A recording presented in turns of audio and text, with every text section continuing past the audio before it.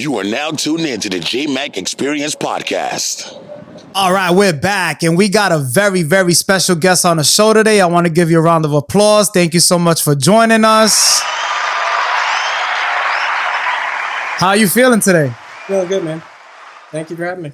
It's truly an honor to be in your presence. I know you've been doing a lot of wonderful things. Before we begin into the episode, actually, we want to promote. So this is your product right here, right? Dab Science. Where can people purchase if they want to get some? So Bud's Goods in Abington, Worcester, and Watertown all have it.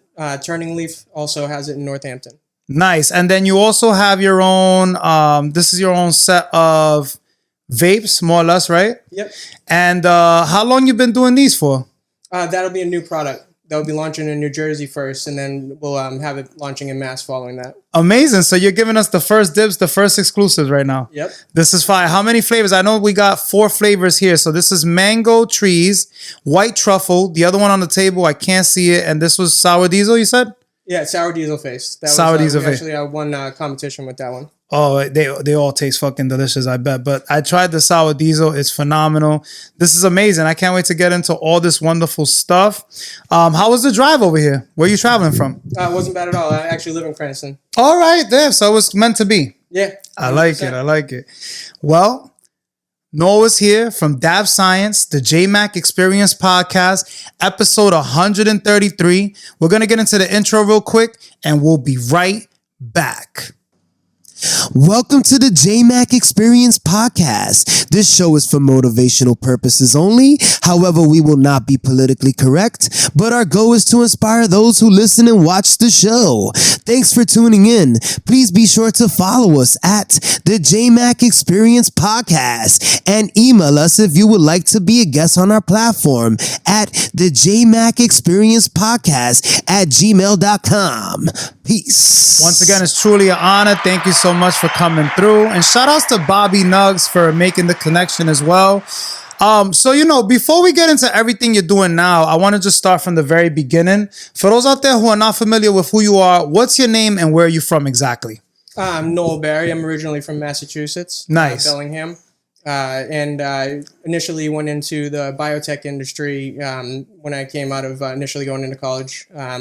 And then that transformed into a passion for weed as I went into Rhode Island in the initial industry after the passing of the Slater Act.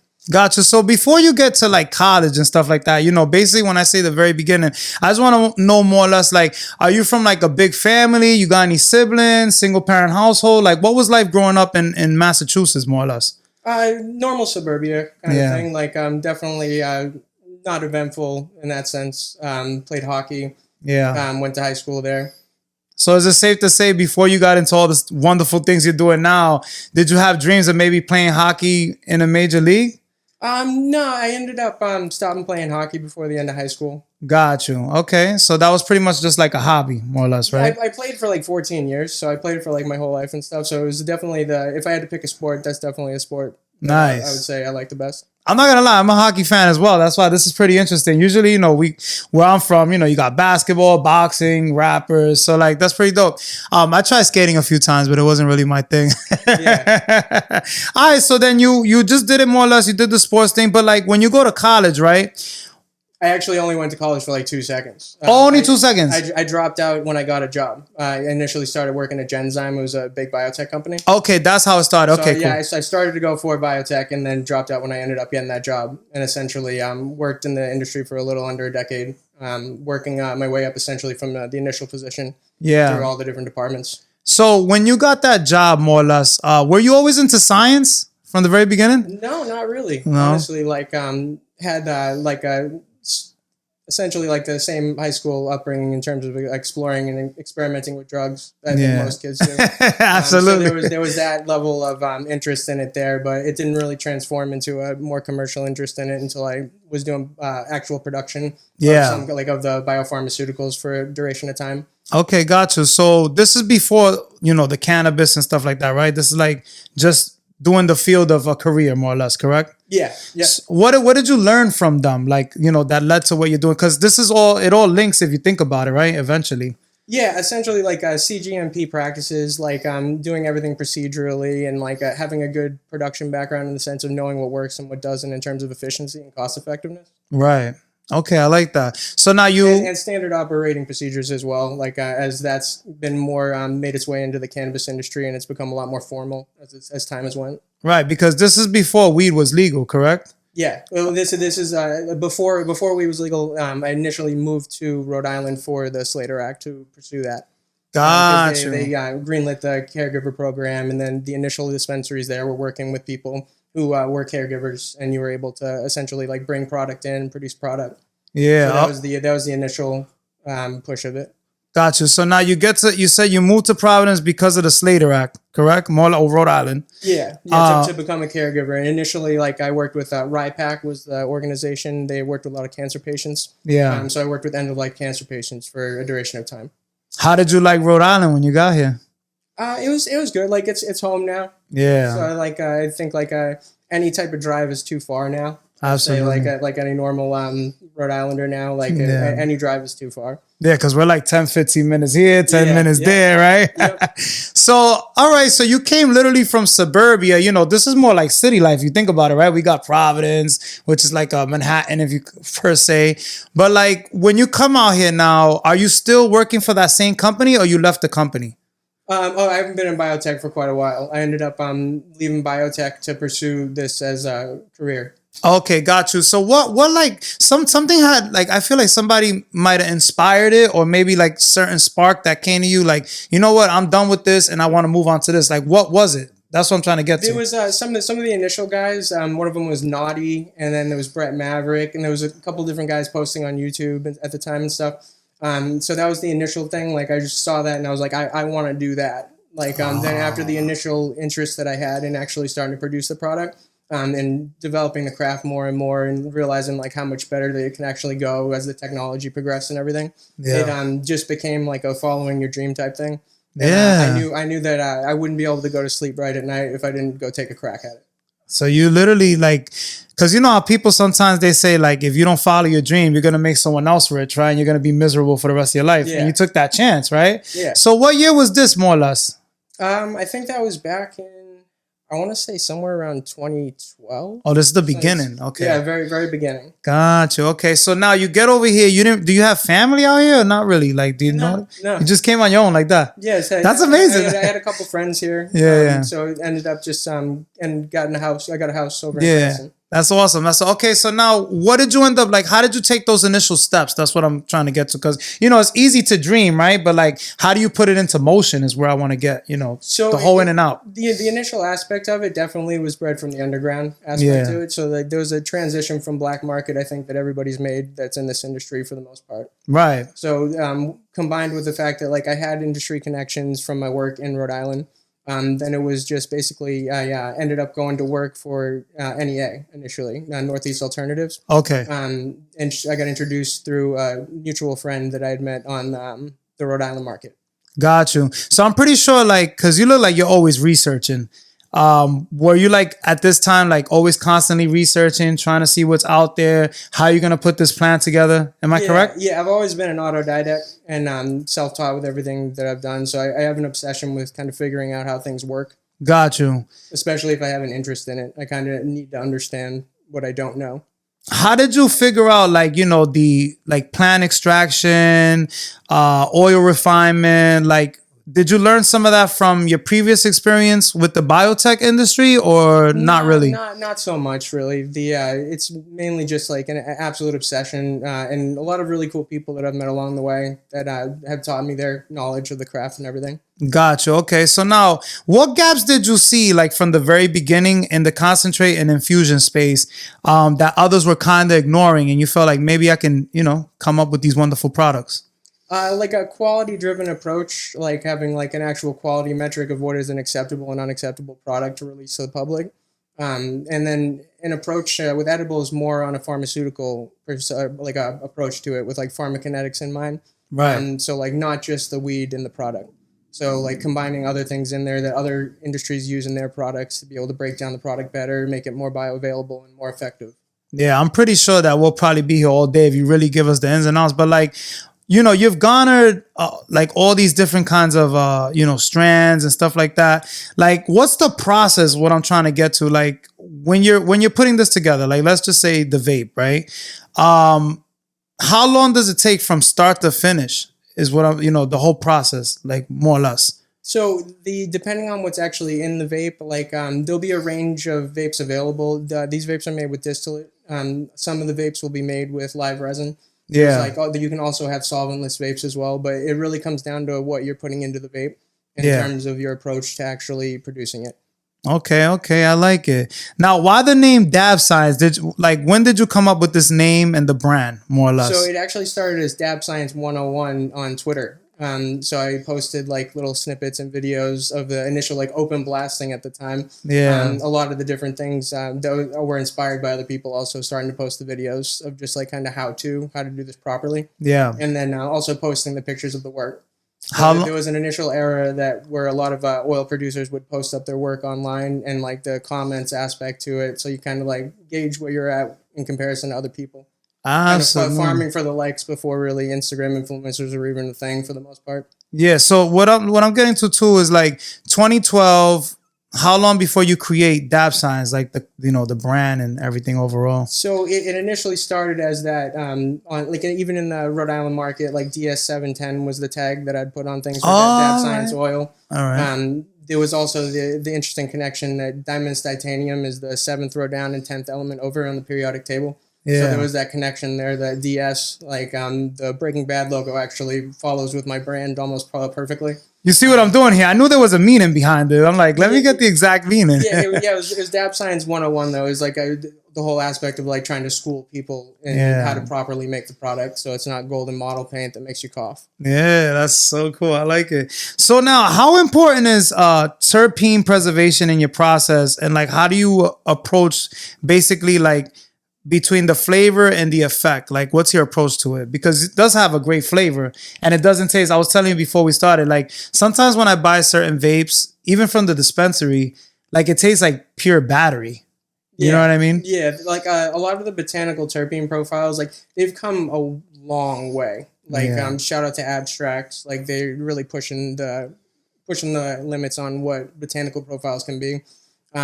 So that's come a long way, but a lot of the lower grade profiles is where you're going to get that like just not good taste, very harsh, more of an irritant than anything else. I try to I only use cannabis profiles, so actual cannabis terpenes that are you actually get it from cannabis. Even hemp derived terpenes, you can kind of tell the difference. Yeah, it's really just the way it hits the palate. It's like a perfect symphony when it's actually coming from the cannabis plant. I gotta backtrack a little. How old were you when you first smoked your first joint? I want to say like 16 or something. Oh, all right. Because I started, I think I was talking to Bobby. We was talking last week, Bobby Nugs, right? Like 11, 12, we started like, so 16 is like, yeah, that's pretty, a little bit later. But like, what were you smoking like back in those days? Because can you imagine? I smoked out of a can. Yeah. The first time I smoked out of a can. Yeah. Come to find out later in the years that they're not tin cans, they're plastic lining. Right. So we were literally just smoking out of plastic. Yeah. That's fucking, we started with blunts and shit like that. So we'd smoke Phillies, Dutches, and all that shit. So yeah, it's terrible weed on a can for me. Yeah. Okay. I got you. So was this something that you began to do like all the time? Were you always smoking or like? Yeah, pretty much the second I tried it for my first time, that was kind of a wrap on it. Like I'm changing consciousness aspect of liking that aspect of things. Yeah, that's awesome. Now I got to speak about this. So now dabbing, right? Because you know what? This is a great question. I actually didn't include it in my question, but I've always wondered because we come from the flower era pretty much, right? When we first started, then we started, people started making cookies, right? Back in the day, we started getting into edibles. Cookies, brownies. Right. And then how did we come across, when did people start making dabs is what I want to get to. Like, when did this come into effect? So the initial blasting device that I got was this guy from Canada. His name's escaping me, but it looked like a salt shaker and it was made out of this like shit smells good. Sorry to cut you off. This shit smells good. Thank you. I like it. So but yeah, it was the honeybee extractor, and it was looked like a salt shaker. You could put a coffee filter and screw it onto it. Right. So that was really where the first thing that I saw of it, like for the production of it. Yeah. And then it was literally canned butane into like a meatloaf pan. That was like the initial inception of it. Yeah, because I remember like I was kind of like dumbfounded for a little bit because I remember smoking out of a bong. And then I'm like, is that a bong? And they're like, no, it's some new thing. It's called dab. You get a fucking big flame torch and fry it up. And I'm like, Yeah, it was a friend of mine named Josh who gave me my first dab. yeah. And that was when I immediately became obsessed with how to produce it and like make my own and stuff. Because correct me if I'm wrong. This is literally, I don't think this is more than 10 years that dabbing started, correct? I'm not even sure. I mean, there was always like hash, like temple balls and stuff like that, tie sticks. So like concentration of the plant was always kind of a thing for like all of time, really. Got you. But in its current form, like the production using like refined gases and even like ethanol extraction has really progressed to a point where they weren't doing it previously. You had the RSO, but you didn't really have the advanced like distillate processes and stuff like that. Yeah, and you were telling me a little bit before we started as well, like the benefits, right? Because a lot of people don't see that sometimes. Back in the day, our parents, they're like, oh, he's smoking the devil's grass and all this crazy shit. But like, what are some of the benefits of, dabbing and consuming marijuana overall, So I would say benefits in the sense of like everybody has a poison, so to speak. Like there's not a lot of people that just go through life sober, whether it's caffeine, cigarettes, like you're consuming something that's going to change your mindset. So I think in terms of like risk reduction, weed is probably of the lesser of the dangerous substances in that sense. So for the most part, it's going to be better than benzos, better than painkillers for you in the long term, especially. Yeah. I think as a whole, it has a lot of uses in that sense as it's utility as an item to relax and deal with the stresses of the world, so to speak. Yeah, I like it. Now, have you helped like some of the things that you've, created, and have you seen any like, have you got any stories from people like, hey, this really helped me out? I was like, let's say maybe I had joint problems, right? Yeah. Like situations like that. Yeah, essentially like over the years, I've tried to find people with certain ailments and like I just give them product and like stuff that I've made. So I try to like achieve relieving that ailment, so to speak. So there's a lot of different things with terpenes, the minor cannabinoids, and different things like that with effect-based products that have really transformed over the years in terms of what's available now and what was available. Right. In terms of really curating your experience and like really targeting what you have wrong. Absolutely. Whether that be going to sleep or whether it just be pain or whether it be anxiety. Yeah, I like that. Now, we got to speak a little bit on, what people think, right? What's like a common misconception that some consumers have about dabbing or infused products that you wish more people like did their research on? So I would say the aspect that it's too strong or in the sense that it's more like drugs in that sense. But realistically, the reason you're smoking weed in the first place or eating edibles in the first place is that active ingredient. Right. So the actual substance itself being more potent, any other medication and stuff like that, you want purity. You want the highest aspect of it so that you can get the most from it. Right. So the argument that I hear against it is that I'm going to get too high. You can smoke less of it. You don't have to take a huge dab. You can take a tiny little dab and get the exact same high that you would get after smoking a bowl and smoking up the room. And like, it's just much easier. It's much better for you. It tastes better. Right. I understand the novelty and the aspect of that. Like it's fun to share a blunt with people and stuff like that. So there's the social aspect, but dabbing also has that as well. As much as even the pageantry of having your nail and the guys who really get into it, like cleaning it every time in the ISO. So there's that aspect to it where you have like that real like ritualistic kind of thing that there's an enjoyment of that. But I think that for the most part, dabbing, even if you're going to be doing vapes, most people can't smoke up the house. Especially parents, like older people and stuff like that. Even in between break at work, you don't want to go back and smelling like a joint. Exactly. Vape solves that problem. Yeah. Quick action, like quick dealing with your craving to actually use the high, and then you're back to what you were doing for your day. I'm glad you let us there, because obviously I know a lot of these things too, but for the viewers that are watching, we got to educate them, right? Because 100%. This is why we have people from all walks of life on the show, and your story is amazing. Like, and that's another thing. Like when I started, it was the cool thing. Like, roll up, we got to smoke ciphers, 20 blunts, but then you got cotton mouth, sometimes you're spitting on yourself, you want to throw up because just too much tobacco. If you think about it, like, if you're rolling up a cigar, that's like, they say like 10 to 20 cigarettes in one cigar, like some crazy shit like that. So like, as I got older though, I switched to papers, right? Yeah. And then I noticed the papers was cleaner, but then the thing that I hate about papers is that you light it up and like half of the joint is gone. Like, especially when it's like mad cold outside, you know what I mean? Yeah, there's the temperature aspect to it too, that the different types of smoking allow the temperature to go higher or lower. So you lose a lot of the product. Exactly. So what I'm trying to get to is like, you know, me as an older man, you know, you hit a certain age, like you said, you don't want to be smelling like weed everywhere you go, you know, because obviously people are like, yo, you smell like weed. And it's like awkward, right? And then if you have kids, it's even worse because, you know, my daughter's old enough now to know what it smells like. She says, it's like a cigarette. I'm like, you know what that smells like. Don't play so. But what I'm trying to say is that that's why it's better like for edibles and stuff like that, because even this, like it doesn't, you don't reek like it. You know what I mean? It's 100%. A cleaner smoke. And it doesn't stick to you, you know? So that's the benefits I feel. And then like, you know, I don't really like smoking no more. Like even when I do smoke here and there, like after a few puffs, I'm all set. Like I don't want to smoke 2-3 blunts back to back. Yeah. Like would you agree? You hit a certain age where it's like, yeah, it's really you get where you need to go and then you're good. You don't really have to sit around all day doing it. Exactly. You have stuff to do. Exactly. Like, so what I'm saying is because last week I think we hit like one dab. What was the dab that we hit last week that you had in the rig? Yeah, we hit that. Yo, shout out to Bobby Nugs once again. And I'm gonna be honest, I was good for like, I think I went home and I was still chilling. I think like maybe like 3-4 hours, dude. I'm like, damn, I just only hit it once. You know, it felt like I smoked like 2 blunts, you know? So it was a great feeling.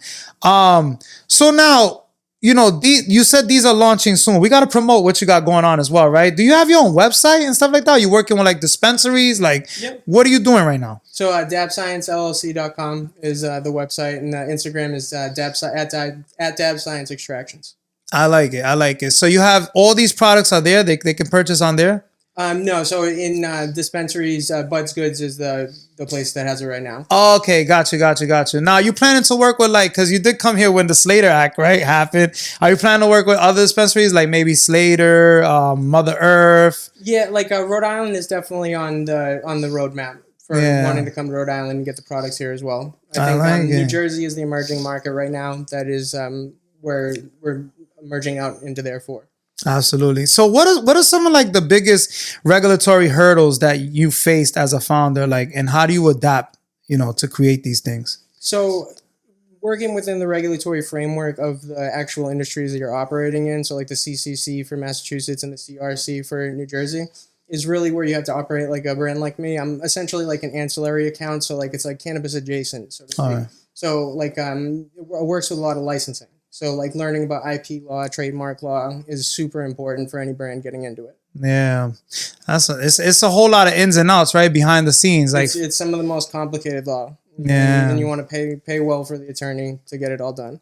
And how do you stay competitive, like when the regulations they could limit like your marketing? Because even now, like there's times I go to a lot of events. And they're like, yo, don't post that because like you might get banned or like because they see the flower and shit like that. Like, but even though it's legal, which I don't understand, like, can you maybe educate me on that? Like, why is that? So they've been very restrictive. I think like the alcohol lobby has a lot to do with that, in my opinion. Like, I think that the bureaucratic hold on the cannabis industry doesn't apply really across to any of the other industries. So a lot of it is like tax driven, in my opinion. Then Reefer Madness is also coming back in a big way, like you see with like the articles like about like the scromiting. I've never met a single person that has that. Yeah. So I think that a lot of the scare tactics is really influencing it as well. And you know what's happening too? Like even when you go out, like you'll go to clubs now and stuff like that, people are not drinking like before. I think I read like a few articles where they're saying like alcohol is not even selling like it used to. Yeah. Right? I think they're taking quite the hit. And that's probably what it is. Like even if you're not using cannabis, like people are transitioning over to psychedelics. People are transitioning over to the more like ethnobotanical kind of substances. Absolutely. This is amazing, like where we've come, right? Because me personally, I've had my battle of demons with alcohol, right? And I'm like, you know what? I'm gonna quit the alcohol, you know, or maybe have a drink here and there, but like I feel so much more better, you know, consuming, you know, cannabis, not for nothing. Like, yeah, I don't drink a drop of alcohol. Yeah. It's not worth like the side effects of it that I get for the effect, like being disoriented and like not on my game and like over the top, like confident doesn't really apply to any situation where I would find benefit. Yeah. So it's really it's not a drug I've ever really liked to begin with. How do you feel about people trying to compare like drinking and driving, comparing it to like smoking weed and driving? Like, what do you feel about that? I mean, if you're like a full-blown alcoholic, you think you're a better driver when you're drinking. Like, so, Absolutely not. I mean, all a high driver is going to do is drive slower, be more careful. Yeah. So I mean, like, it's in terms of that, like, I don't think most of the accidents that they would cite, the person isn't just high. Like, they were on pills, they're on something else. Like, no high driver is going to take a chance on the road. Yeah. Like, you're going to be very reserved. Right. And very cautious. On the other hand, you're going to get road rage and be ready to go just over the speed limit because you can if you're drinking. Yeah. So I mean, like, they're two polar opposites in terms of comparing the two, because most people who are habitual users, they'd be a worse driver sober. Right. Like, you'd be all over and erratic and stuff. Like, so some people are a better driver quite literally when they're on weed. Yeah, because me, for instance, I get anxiety when I fucking drive. Like, you know, like, and let's say if I take a little, like you said, it's not that I'm smoking a whole ounce or something, but like, if I take a hit or two, I'm like cruising, you know, like just cruising down the road, doing the speed limit, making sure I'm good. Yeah. You know what I mean? Like, everything's like chilling, no road rage, like you said, right? Doesn't bother me if the lights they're red for like 10 minutes, like, whatever. But that's a good point that you made. I like that, you know, because we got a highlight and everything. And then going back to that, I don't understand why they'll market so much alcohol, but then like, well, maybe that's what you just said too. You said they can't really tax it. Is that what you're saying? They're not taxing as much? Well, no, I mean, not even that. I think that they're taking such a hit on a profit margin that's been so protected for so long. That I think, like, how do you justify that in board meetings other than you got to lobby, at least do something about it? Yeah. There's definitely going to be some changes. I think there's been an interesting approach. You see them kind of gravitating towards having some holdings in the THC drinks and stuff like that they're trying to migrate into Target. Yeah. So I think that even they're trying to, you can't beat them, join them aspect to it. Yeah. You're still seeing a lot of like the hammer come down, so to speak, just because they can. Yeah. They want to shake that up and have there be as little amount of people at the table at the end as they can. I got to ask you this, because I think we were just talking about this like about a week. This is a great episode, by the way. I was waiting for this like the whole week. But we were talking about it, me and my boys. Like, imagine they make, you know how they have cigarettes in a pack? They put like maybe 20 joints in a pack. You think we'll get there eventually? They like sell it everywhere? Yeah, I think that if they go if you go over state lines doing business, I think you're going to see a much bigger transition towards the lower quality mass production. Yeah. Kind of like a cigarette pack, kind of just of whatever stuff. Yeah. A lot less craft, a lot less luxury products. Absolutely. So besides being an entrepreneur, a biochemist, you've won awards for the biggest dispensaries in the region. You're also a public speaker that has traveled the country. And when did you embark on that journey? Like, what sparked that for you? Or who put you onto that? Bobby actually got me into the public speaking aspect to it. Shout out to Bobby. It's been interesting trying to get brand recognition and everything, especially without a marketing budget. Like, I don't have any investors, so I kind of went off on my own and did this thing, pulled my 401k to start the journey initially. Nice. You really believe in this craft. Like, this is amazing. Yeah, I truly love what I do. Yeah, that's awesome. I don't work a day. Like, I love what I do. Could you imagine, like, back when you were younger, like, would you believe you'd be doing this now? God, no. Absolutely. I would have paid a lot more attention in school if someone had told me that I could actually be doing stuff like this, especially. Yeah, it's amazing. Now, you recently traveled to correct me if I'm wrong, Canadelic, I think Miami. It was one of the first psychedelic conferences in the USA to speak about DMT. Let's get to that a little bit. Like, what was different from that event compared to the others that you've done some public speaking on? It was great to see the emergence of that as an industry, so to speak. Like, they've definitely made great strides in regulatory framework, and the same time that cannabis did what it did, psychedelics have transitioned over a much shorter time frame, and seems to have a lot of backing in it financially. So I think a lot of people are seeing the benefit of the different scientific literature that's coming out in terms of its uses. So, you know, for those out there, again, we got to educate. Psychedelics, we're referring to like mushrooms, right? Mushrooms, LSD, ketamine, and DMT. And this is all illegal at the moment, correct? Or there's some of the states that are doing it, like Oregon has a program and stuff. Colorado has a program. So there's a transition over across the country. I see, like, especially with treating PTSD and different things for soldiers and stuff. So I see a lot of regulatory framework coming down the pipeline specifically for that. So you think we'll see some change, like the way they legalized marijuana, it'll probably be the same thing more or less? I think 100%. It's essentially like they're sneaking in the club behind the weed guys. Yeah, that's crazy. It's very, very fascinating to see how quickly they've been able to move a lot of the needle on stuff. So what got you into that? I mean, because jumping from, you go from, I guess they go hand in hand, right? But like, what made you like experiment a little bit? So a friend of mine, actually, I was very stressed out at the time, and a friend of mine said, just try this. This has helped me out a lot and everything. So initially ate a small amount of it, ate a little bit more of it. Oh, this is great. I remember this. And then ate a little bit more of it, and then ate a little bit more of it. Ended up eating like the whole bar essentially without really kind of realizing it. And then had like a full blown like hero dose experience, where like one with the universe, like fetal position under a pool table. But after that, just the release of stress and every single thing about me that I didn't like and had problems with released like a flock of birds. So you're saying like all the stresses and the burdens, more or less, you had like an epitome, more or less? True 100% perspective shift on why we're here and the purpose of everything. That's amazing. And how like the way to be, so to speak, and how to appreciate everything. And this was like from one time only? From one time only. And then did you absolute life changing? Now I'm assuming you don't do it all the time, right? Psychedelics, is it like once in a blue? Like, because me, I just had I was just saying off camera, like my first ever. I've always like, I want to try, and then I did it. I felt the same thing. I was like, yo, this is crazy. Like the next day, I was just like grateful. Because usually 100%. I'm complaining and shit, like, macro doses have the most utility from a medical perspective, in my opinion, in terms of that. So you don't have to do it all the time, but in terms of like I do it 4 days a week. So like my opinion on microdosing, like the vitamin method, 4 days on, 3 days off, so to speak. It takes 3 days for psilocybin to wash off your receptors. Yeah. So it's essentially like a heating and a cooling, similar to the guys like going in a cold plunge, going into a sauna. Yeah. Doing that for your brain. So essentially like the neuroplasticity benefits of it, and the actual like dendritic spine, like it reduces aging in your part of your brain where like it allows us to learn language. So it essentially kickstarts all of the different neurotransmitters in your brain and makes new pathways. So I think the future of it's going to be like a nootropic. So like I don't think it's just used as the psychedelic as it is. I think the continued pulsing of it, similar to cannabis. Right. Cannabis starts to have different pharmacokinetic effects if you continue to use it over and over and over again. Yeah. So habitual users of edibles, for example, they're not going to fall asleep on the couch. They're going to be able to eat it and then go to work.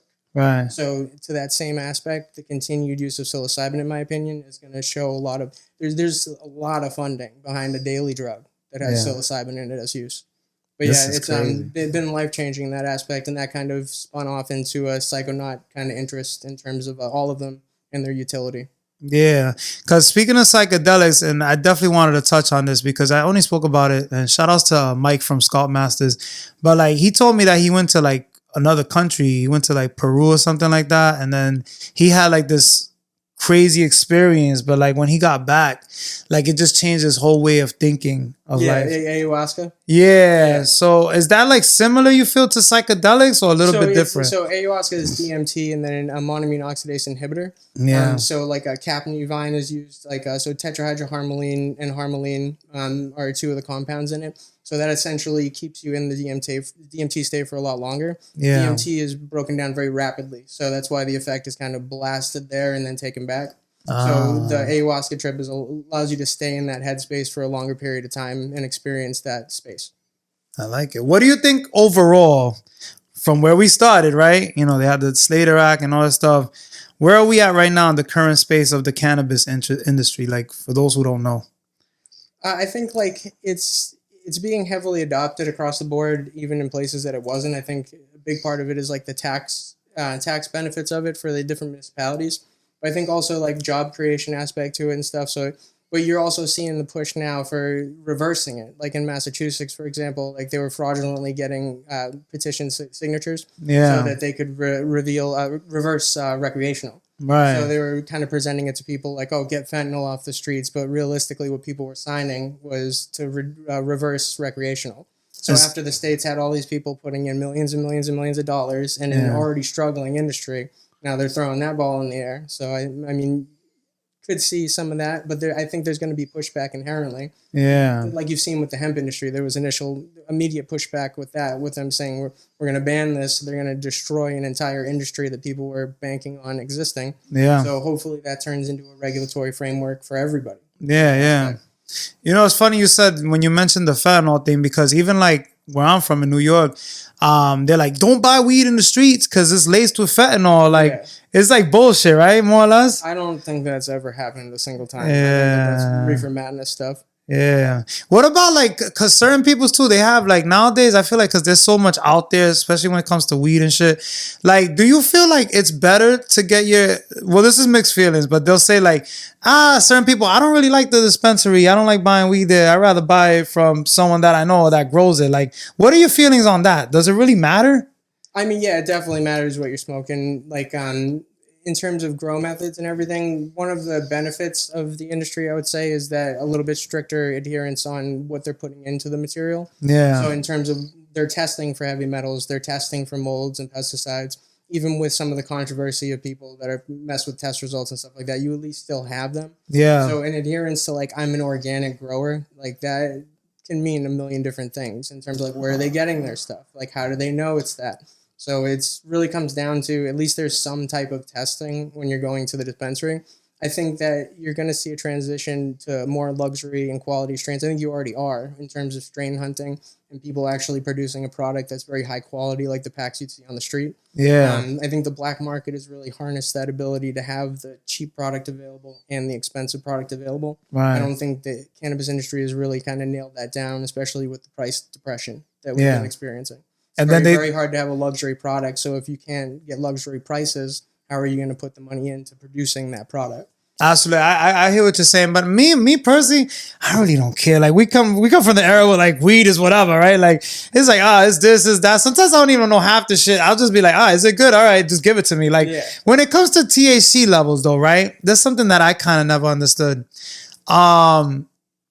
Like how like, you know, the sativa and this and that, like what is it, the difference is what I want to get to. Like, let's say if it's high THC but then it has CBD, like how do they break that down? Like what I'm trying to figure out. I mean, so some of the CBD strains that have some of the strains that have higher CBD in them, like in my opinion, it's more terpene derived. Like, so sativas and indicas will typically produce different terpene profiles. Okay. So that's why a lot of indicas, you'll have like similar profiles to them, and a lot of the sativas, you'll have similar profiles. Mm-hmm. And two of them aren't usually alike in the sense of that when you do have an indica that has sativa terps, it's very notable. Right. So it's like some sort of epigenetic change that's happened, but for the most part, the terpenes are essentially what's guiding the effect more than anything else. A light CBD to it could make the strain a lot more calming. To it, it's going to give that little nuance in the back end of like reduction of the THC's effect, like its punch. I like it. You know your shit, man. See, I'm trying to quiz the brain right now because I got to get all the info. You're the guy. You're the scientist. So now this right here, is this a specific flavor? Because it has a really good smell. The one that we just opened here. This right here, the dab. Does it have the name on it? It doesn't. So the let me see. Oh, the container. Oh, it's on the container. Okay. Oh, this is the Headhunter live resin. How many flavors do you have overall? How many different ones? It depends on time to time. Like it'll change in terms of like what toll processing agreements are going on and what material has been acquired. Yeah, I can't stop smelling. This smells like literally like if I'm looking at, like, you know what I mean? Like smelling a whole branch. Like it smells really potent. I like this. And the ones you bring me today, because there was two more over there, they're all different or the same? Yeah. All right. And then are these the only flavors you have as far as for the vape right now? These 4 flavors that are going to be releasing, or are you going to do more different flavors? There'll be a multitude of flavors. The initial 5 flavors launching will be white truffle, melted strawberries, mango trees, sour diesel face, and grape gasoline. You got anything that's a little bit like it got like a soury taste, more or less? The sour diesel one has pretty heavy sour taste to it. Yeah, I like it. So the white truffle also has like that funk to it too as well. Some skunky funk. is it only one size? You're gonna have them like this, or you get them in different sizes as well? So they'll all be the 1 grams. 1 gram. I prefer the 1 gram vapes in terms of the products, keeping the product to be the best product it can be for the duration of the vape. Yeah. I've yet to find a 2 gram vape that by the end of it isn't different than the beginning of it. And you hit my next question right now. I was gonna say, because they're always like 0.5, half in a gram, right? They never go above that. I've never seen any vapes more than that. There's 2 gram vapes. I've seen some 3.5 gram vapes. And it's just there's no way you can have it in the device that long and still have it be good. Right. It's gonna get stale. It's just not. It's not a good storage unit for it to begin with. So it's like it's not a concentrate jar where it's going to be completely sealed. Like it has airflow to it. So even with a thing plugged on it, it's not where you would store product. It's for using the product. What's like the average life expectancy on one of these? Because I've had some of these, because I don't, like I said, I'm once in a blue type of guy, but like sometimes I'll have it 3-4 months and then like I'm like this is not even hitting. Like, how long do these last where like you should just discard it if you haven't smoked it yet?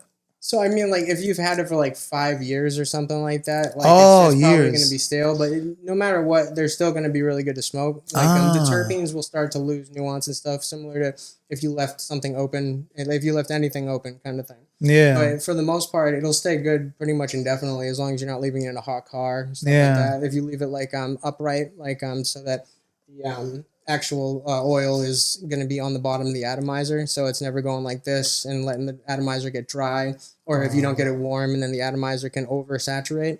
So that's when you'll get a cart that clogs, when you oversaturate the coil. This is so cool. I've always wanted to ask this. You're the first person to ask this question. Like, should you refrigerate these things, or because you just said don't leave it in a hot car, right? Or just keep it room temperature is fine. So if it depends on what room temperature is. So like if you have a vault that's going to be like a nice comfortable room on a summer day, kind of like 65, like no higher than 70, and the humidity has to be controlled in that sense because that's going to affect the temperature index. Yeah. So more so like, should you keep it in a fridge? Like some concentrates, there's benefit. It's going to retain the terpenes more. But especially in New England, taking it in and out of a fridge, you got to be very careful that you let it warm up before you open that jar, or you're going to get some moisture into the product. That's what we don't know, right? Now, what about charging it? Because you even when you buy like a regular vape in a store, they're like, don't charge it with like your iPhone charger because it's USB-C. They'll give you like your own little charger for it. Does that matter, or it doesn't really matter as long as you don't overcharge? So in a sense, like if the cable has like really weird voltage on it, like it could affect it. For the most part, though, these just use standard charger. So like any standard charger is going to work for it. Got you. And then obviously, like you shouldn't leave it. I would say like to charge one of these, 30 minutes, half an hour? They're wicked quick charging, honestly. Like pretty much like 20 minutes or so, and it's back up to like 100. Got you. Now, although like, cannabis overall has been legalized in most states at the moment, which is a beautiful thing. Some people feel like it's a quick like cash grab. And like I said, me personally, I do like going to the dispensaries, and that's, I feel like they give you deals sometimes and stuff like that. Like, why is it that like people feel that way, that it's just like a cash grab? I think that in some senses it is. Like everybody doesn't do it the same in the legal industry. Like you have a lot of places that have just whatever product. They don't care about the quality. They care about price point. Yeah. So if you have an establishment like that and you're basing all dispensaries off of that, then you're going to have a bad taste in your mouth with it. But I mean, there are dispensary owners out there that are curating proper product and spending the money and having the brands in there that are worth it. Yeah. You just got to find it. Same as a black market dealer though. Yeah. So like you have your guys that are going to have like the light dep and like terrible product for cheap prices. They're never going to have those quality packs. Yeah. So it's like, and then there's the guy, that he's the guy with the stuff. Like he's the guy with the good stuff. Yeah. So I mean, you have that in the legal industry just the same, just a lot less because of the price depression. Yeah, and then they're trying to harder to bifurcate between the low quality and the high quality product if there's no high quality market. And they're also trying to move a lot of volume too, so they don't really care, right? Like, well, it comes down to the aspect of sales, like how fast it's selling. Right. So if the high quality market isn't selling in the legal dispensary because they're looking for those deals, then they're just going to go to their guy. Yeah, I agree. If they want that like heat. Now I got some quick, rapid questions for you. This sounds a little bit different. I do it once in a while, but I want to ask you just some quick answer questions. So what's one piece of advice that you give to a first-time cannabis entrepreneur? What would you tell him? Learn about trademark law, learn about IP, figure out what makes you different, and really try to monopolize and strengthen that aspect. Find good people to put around you. Try to emulate the people that are already doing it. Yeah. What's your favorite way to unwind after a long week? Probably just like introspective psychedelic use. You like psychedelics? You said 4 days a week, right? Yeah. See, I've been listening. What's one goal or future plan that you haven't shared publicly yet? Basically, I want to get dab science into as many states as I possibly can. I want to provide the best product I can to as many people as I can. Yeah. I love building labs. I love fixing labs. Like, I love procedural and like production-based things in general. Yeah. So I'm definitely trying to build and fix as many labs as I can and retrain teams, train teams. That's get awesome. people to realize their potential. That's probably one of my favorite things that I've done in terms of that is training people and getting people to realize their potential. So right now you're only based out of New England, correct? Yeah. Have you traveled to like California, maybe Arizona, like certain states like that? Just for some events and some trainings and stuff like that. But for the most part, I've been East Coast based. I like it. So we go on West Coast, hopefully, 2026? Initially, like eventually the plan is there for that. Like expansion is definitely going to be a lot of different steps in terms of the ability to meet the needs of all those markets. Absolutely. Now, when people mention dab science years from now, what's one thing you want them to say about your impact overall? That I changed the matrix of what quality is and what you should expect from your brands when you're purchasing products. Absolutely. I like that. Now, if you could speak directly to your younger self, right, as we said before, what would you tell that young man? Keep doing what you're doing because it's going to be an awesome end to the road where you're going to end up. I like it. Speaking of that, we're going to get into Album of the Week. Album of the week on the Jmack Experience Podcast. Album of the Week this week is Octane by Don Toliver. We're going to get into Movie of the Week. Movie of the week on the Jmack Experience Podcast. Movie of the week this week is Shelter, starring Jason Stratham. It's an action suspense thriller, and it drops this week. Are you into movies? Because, you know, smoking, psychedelics, they go hand in hand with movies. Put you in another place, no? Yeah.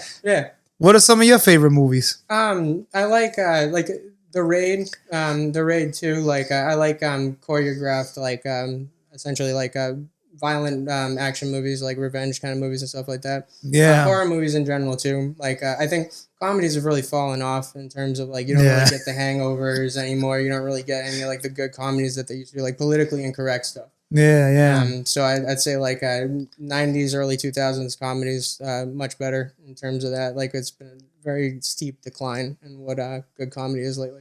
What's a movie that you like to watch when you're high? Because like me, it's like Friday, you know, like movies like that. Like what's some of your favorite movies? Like when you're smoking or on some psychedelics, there's certain movies that put you in that zone. You know what I mean? Rick and Morty. Rick and Morty? Yeah, I'd rewatch that show like 1,000 times. Like if I had to choose one show that I would have to watch and then that's it, like it'd be Rick and Morty. It makes sense because you're into science and all this shit. Yeah. Right? It's like I think it transcends cartoon. Like it's art. Like it's favorite show hands down. It's crazy because I'm gonna be honest. Like I was back in the day, I'd watch like The Simpsons, but I can't really get into like the new cartoons. I don't know what it is. Maybe I have to check it out. I got like a whole bunch of Rick and Morty shirts, but never watched one episode of it. Oh, you gotta check it out. Yeah. Like start at episode 1 and go the whole show. Is it kid friendly? Oh God, no. All right. Oh, not even kind of. All right. So said I gotta watch on my own. I would say it's like the opposite of kid friendly. Okay. That and Solar Opposites. Those are the two. Those are bangers. Like those are the two best cartoons in my opinion. I like it. So you got any events coming up or any other places that you're going to travel to this year? Like what's in the cards, man? What's next for Dab Science? The launch in New Jersey is going to be what's next. In next month or so, we'll be launching Vapes in New Jersey. And a couple labs will be coming online in New Jersey that we've been doing build-outs on. Nice. So concentrates will follow after that. And reinforce Massachusetts operations after I can get New Jersey settled. I like it. Now, can people reach out to you? Let's say if they want to like collaborate or they got an idea and they, you know, maybe they want to just reach out for any type of advice. Are you open to that? Yeah. Dab Science Attraction. Just send me a message. Just send you a message. That's what I was going to ask. Where can they follow you on social media? You have an email? dabscienceservices@gmail.com. I like it. I like it. Now, anything else that you want to promote that I might have skipped over or didn't cover besides, the event that you're going to do in New Jersey? These will be out soon. You said we got the first exclusive. I'm excited. I can't wait to go home. I'm about to be dabbed out today. This is so cool. Anything else that we forgot? What about edibles? You don't do edibles at all? So I started making pectin gummies. We won a couple of awards with those, and they'll be getting released also. Yeah. It's still self-funded right now, so it's basically choosing the pathways that I'm able to do while still functioning. Yeah. Staying up in the air before the stratosphere launch, so to speak. It's funny. You must be the guy because that's actually the only edible that I prefer. I like the gummies because, like, if you buy cookies, like, especially in the summer, right? Like chocolates and shit like that, like, they start melting or, like, it's just, they get all weird, right? But the gummies, they stay good. They stay fresh. Yeah. The pectin gummies especially, like, I had a pack of them that I had in my car the whole summer. They never fused together. So, like, a good pectin formulation, it's pretty much lasts, like, forever for the most part. Yeah, I like it. It's like they all go hand in hand: edibles, dabbing, vaping. What about like what's your? Because you know how regular tobacco vapes. Now I want to get to, obviously a different thing, but like you know how people like they're attached to that vape and they're smoking all the time. They say that that can like be more harmful than actually smoking tobacco. Like, what's your take on that? I think that it depends on what's in your vape juice. So it's like, is it actually just nicotine? What type of like carrier liquid are you using? Like propylene glycol, lower grades of it is definitely not good for you to be smoking. Yeah. So, I mean, I think it really matters what it's comprised of more than anything. Yeah. Nicotine itself, from what I've seen, is actually very good for you in terms of it's like a neuroprotectant, it like prevents Alzheimer's. So there's a lot of really interesting literature on nicotine. It's really what's with your nicotine that is the question. Yeah. Damn, you guys. I'm telling you, I could have like a 3-hour conversation with you. There's so much things that I want to ask. I just want to make sure I don't leave any questions out. What about drinks? Shout outs to Spaced Out Snacks. Are you going to be doing your own drinks as well? Yeah, that'll definitely be something coming down the pipeline. I think in Massachusetts, they really hamstring you in terms of like 10 milligrams is not enough. Like that's where the black market really has a good hold on that aspect. Like 100 milligrams is what a drink should be. Like I think 50 milligrams minimum, but like 10 milligrams especially if like you eat edibles a lot. Some people like hats off to them, like 5 milligrams, 10 milligrams, like they're good. That'd be wonderful. It would definitely be more cost effective for the most part. But I think in terms of if you're using it in any habitual sense, you're going to need that 50 milligrams to 100 milligrams. I think like there's like the handful of people like that are like, I need 250, 500 milligrams, like crazy amounts. But for the most part, I think the sweet spot is 50 to 100 milligrams. So that's like standard more or less. That's what I think should be the standard for it. But a lot of places make it 5 or 10 milligrams as their limit in the cans. So it's like, you ain't gonna feel it. The price point that you'd need to charge for it, the value proposition, in my opinion, just isn't there. Yeah. So once that changes, I'll definitely have that released as a product. But in terms of that, like as a small brand, the amount of products that you can actually do in terms of like even through the same product, the amount of SKUs you're able to do, you're very limited in the sense of like how much money you actually have to do it. Right. So it's like, and there's also like the aspect of the timeline of survivability between them because you got to have a paycheck. Yeah. So managing all of those things together, if you're too ambitious, you crash and burn real quick. So you got to choose what you're going to do very carefully and make sure that you can actually do that to the fullest ability of doing that. Or because half doing 10 things isn't going to get you anywhere. You want to do 5 things and then use those 5 things propulsion to get to the other 5 things. You want to perfect it more or less, right? More so just like make sure that the steps you're taking aren't going to land you on your face. Yeah. You know what I wanted to point out too? I remember when I first started getting these, they had the ones where you like attach the cartridge to it and then it's like to a battery. Me personally, I prefer these. Like I hated those things. Yeah, the 510 vapes. I think that the market is boring that information right now in terms of I think that disposables are doing a lot more than the vape carts are. Because you have the aspect too with the vape carts that all batteries aren't the same. So you'll have some of the batteries that are like literally like mod level for the vapes. They're going to kill some cartridges, like just straight up burn them out. So the compatibility aspect of the hardware is where the disposables really shine because they're actually designing these things to be used as these things. Not to have a separate thing attached to it that might have nothing to do with the manufacturer. Absolutely. And like you just said, they'll burn out. Cause I remember I bought a few batteries and then I had all these batteries in my car. And I'm like, yo, this one doesn't work. That one don't gotta work. I gotta switch it out. Like it don't hit the same. The coil was messed up. Like even the taste on it too. Like there's 5 different batteries, the same exact cartridge, same exact strain. You can get different tastes off of it, different clouds. Like, so it's like matching up the actual battery to the vape is super important. These are like so perfect on the go. They go right in. Maybe I shouldn't be saying this, but one trick that I've done when I remember I went to Vegas and like, I was bugging out. I'm gonna be like, yo, just put that shit in your suitcase. Like, they not even gonna, I put one of these in my suitcase. Boom. When I got to Vegas, I was like, shivering.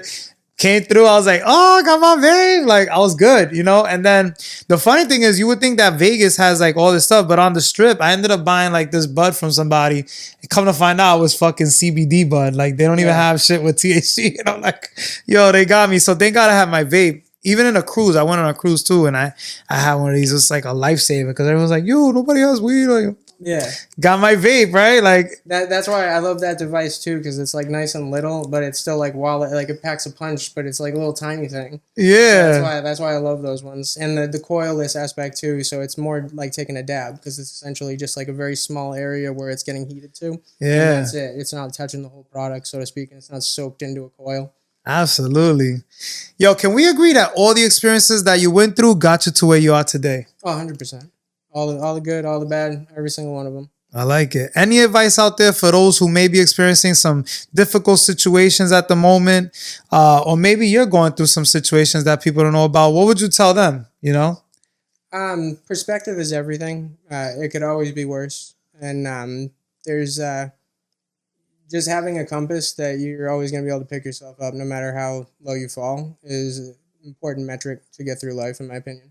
Absolutely. You're gonna have downs probably more often than you're gonna have ups. So that's why the ups are great. Yeah. You can't have sunshine without rain. What about this? You got any merch right now? I like this hoodie. I've been staring at the whole episode. Yeah, I'll get you one of these. You got to get me one. I'm going to have another drop of these soon. I have another hoodie that I have being made that's like kind of like a winter jacket type thing. So it's like more like a print on it. So that's fire. Has like sacred geometry on it and stuff. You got shirts too? Pretty much like my initial runs of it were literally to just wear it all the time like Doug. Okay. I try to always be repping the brand no matter where I go. So I essentially bought an entire wardrobe of shirts just to wear. That's cool. So the next run of it though, I'll definitely get you some of that. Absolutely. I'll definitely wear it. I'll definitely promote you. Anything else that you want to talk about that before we sign off? Any last words, special mentions? Shout out to Regenerative. They've been wonderful as a production partner in Massachusetts. Yeah. I'm excited to see where the year takes me. Yeah, I think you're going to be doing some amazing things. So this is the first drop, right? I just want to make sure. Yep. It'll be at the dispensaries in New Jersey. It'll be at our Blue Light and Divine Gardens. What are they going to be going for? Can we get a price? I'm not sure what the dispensary will be doing on it. Oh, they decide. Yeah, it'll be pretty much decided by the dispensary. I like it. I mean, pretty standard. They don't go more. I think like $25-$30, right? Up to 50? Yeah, it's like I think it's something like 50 in New Jersey right now. Like somewhere between 40 to 70 depending on what the product is. Yeah. Everything in New York's like sky high. Oh my God. Like every time I go out there, I'm like, bro, I need to go back to Rhode Island. The framework in New York to get started was very aggressive in terms of the amount of money that you put into it. So they got to recoup that somewhere. So there's a lot of that aspect. It's very hard to see as a consumer. Like it's very easy to say like, as a consumer, like it should be cheaper.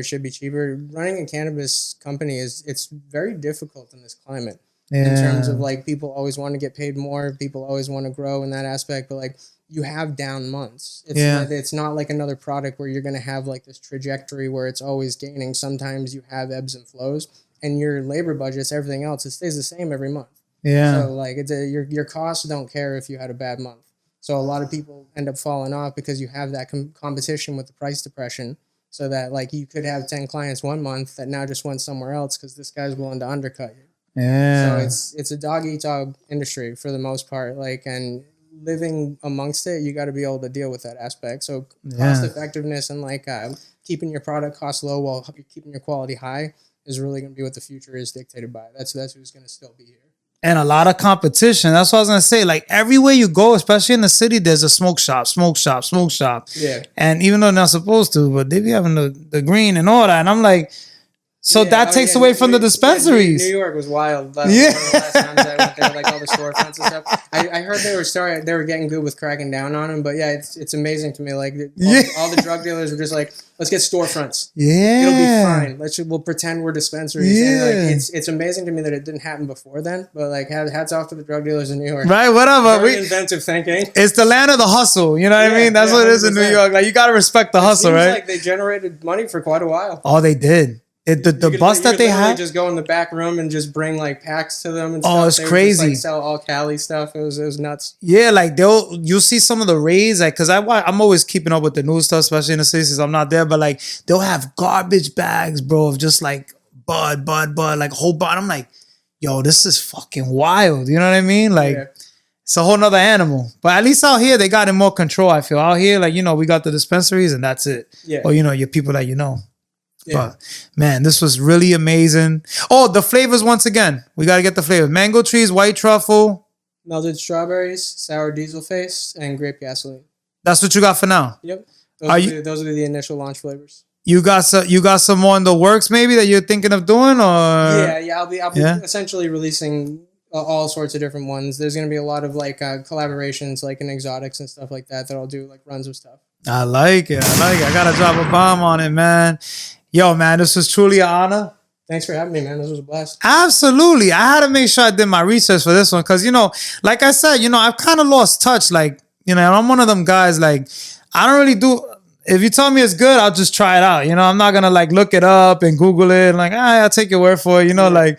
But now people are like, you should be looking into it and doing this and doing that. Maybe I should, like, get back into, like, like, seeing what's what. But I don't know. If it hits, it hits, right? That's how I take it. Like, I'm just, like, a laid-back kind of guy. 100%. But this is awesome for everybody watching. I want to shout out our sponsors. Shout outs to Black Sheep Seymour's. Shout outs to Spaced Out Snacks. Shout outs to Vitamin Energy. And shout outs to Strange Lifestyle. He actually got you a shirt, that we wanted to give you, which I think I gave it to you already. So shout outs to him. Oh, how was the event? I'm pretty sure you was at and shout outs to Bobby Nugs. We can't forget Bobby Nugs. Bobby Nugs, we gotta ask. I'm sorry I couldn't make it, man. I was working and stuff, but how did the event go? That shit was lit. It was packed. Yeah. We sold out. Sold out again. We'll be back next week for Valentine's Day at the Industry. Nice. So that one is Saturday again? 2/12. 2/12. At the Industrial. You selling tickets? Yeah, we got like 15 left. All right, 15. Damn, they go quick, huh? Yeah, there's like 50 VIP available for that one. Small micro, you cater to everybody. Nice. I like it. You were there as well, correct? Were you at the event? At this one. You wasn't at, you're going to be at the new one? Yeah, I think I'll be in New Jersey for that one. But Okay. This is awesome. I'll be there in spirit. Yeah, right? I like it. So make sure you get your tickets. Bobby Nugs. What are you doing? Monthly, right? Every month? Okay. We got to listen, we're going to keep promoting Bobby Nugs, all the events he got coming. I'm going to try to figure something out with my schedule. That way maybe I can like do the interviews or something. Come through live podcast. Yeah. I'll host some shit with you too. So let's do it. You heard it here first. You got another exclusive on the JMack Experience. It's going to be a wild year. Shout outs to everybody that's been rocking with me since day one. I truly appreciate you. Episode 133, man. This is truly a blessing once again.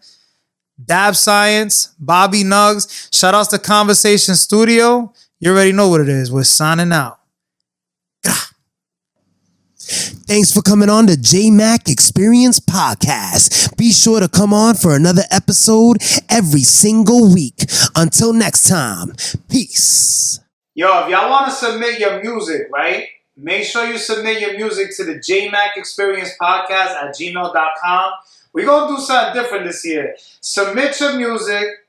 We're going to do, how about this? I'm going to start doing something crazy. Since we're always booked up, whoever got the dopest track that you email, whoever got the most fire track, I'm going to bump you ahead of my schedule. Instead of you having to wait, whenever I got an availability and stuff like that, I'm going to bump your spot. And you're going to be able to come on the week of if you got some motherfucking fire. But the track got to be fire. It can't be no fucking bullshit. It got to be, bars. You know what I'm saying? That's the shit I like. I don't want to hear none of this shit. I don't know what the fuck you talking about. But I want to hear some straight bars. If you got something crazy, lyrical, some shit you can feel, we gonna bring the real shit back. You know what I mean? Which is coming back. But yeah, email that shit to the Jmack Experience Podcast. Send your music in. And I'm going to be the judge, and I'm going to see if this shit's fire. If it's fire, we're going to premiere it. We're going to get you on the podcast ASAP. So make sure you send them tracks. We're doing something new this year. And I want to know, put a little, when you submit the email, though, put where you're from, what's your name, what's your Instagram handle. You should already know how to do all this, but I'm going to just put you on. Don't just send me a track one. You know what I mean? Like, make sure the shit's labeled. Make sure it got your information. Make sure there's a link to the music video. I can go check the music video out because I might just stream that shit live and just, you know what I'm saying, give you some love. So make sure y'all tap in. We doing something different. New music reviews. You already know what it is, man. Jmack Experience Podcast. Let's fucking go.